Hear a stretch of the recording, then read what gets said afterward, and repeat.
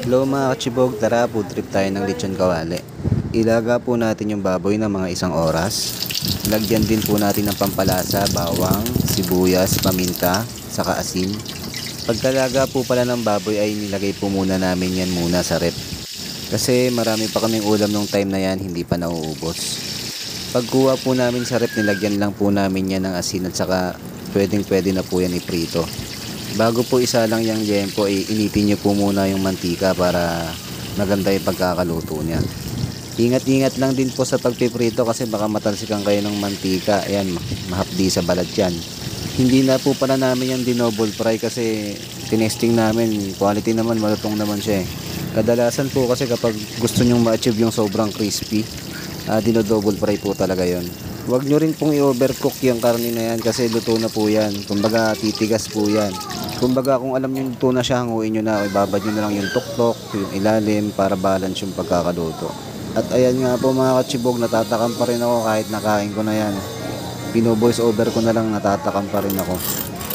Ayan po, hinihiwa na po ni Mrs. yan. Yung time na yan. 2 liempo lang po pala yung niluto namin yan. Pero sapat na po yan sa amin. Di lang po kami sa bahay pero yung isa baby pa hindi pa po kumakain ng ganyan. Kaya sapat na po yan. At ayan mga kachibog, naku po napakasarap niyan. Partneran mo ng Mang Tomas. Sigurado taob na naman tong kaldero sa amin. Meron pa pala kaming natirang sabaw dyan na pikadilyo mga kachibog. Kaya yan pinainit ko po yan kay Mrs. Tara mga kachibog, food trip na tayo. Testingin natin kung gaano siya ka-crispy. At ayan na nga po mga kachibog, first bite. Ako po, lintik. Napakasarap. Sobrang crispy niyan mga kachibog, kahit single fry lang yung pagkakaluto. Na perfect, nadali ni Mrs.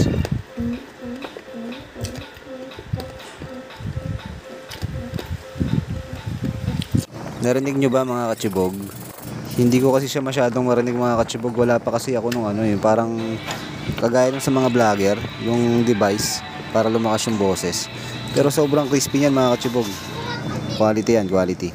Yung laman niya sobrang lambot saka malasa siya, malasa. At ayan mga kachibog, kakagising ko lang talaga nung time na yan.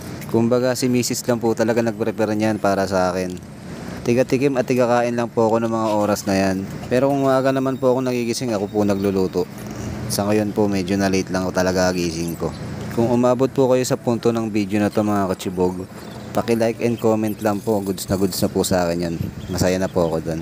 Salamat po. O kaya mga kachibog, kung natatakam ka ngayon, itag nyo na lang po yung mga asawa nyo, baka sakaling ipagluto pa kayo. Charot lang po. Pagpasensyahan nyo na po at medyo malabo pa ang aking camera sa ngayon. Pero hindi maglalaon, di biyayaan tayo ng Panginoon. Gusto ko kasi magka-iPhone para mas maganda yung content na maipamahagi ko sa inyo. Sa ngayon mga kachibog, dinadaan-daan ko lang talaga yan sa edit para magmukha siyang malinaw. Yung cellphone ko kasi sira-sira na rin. Pero kung tutuusin naman mga kachibog, may pambili naman tayo niyan. Hindi ko pa lang talaga siya kailangan kasi gumagana pa naman tong cellphone ko sa ngayon.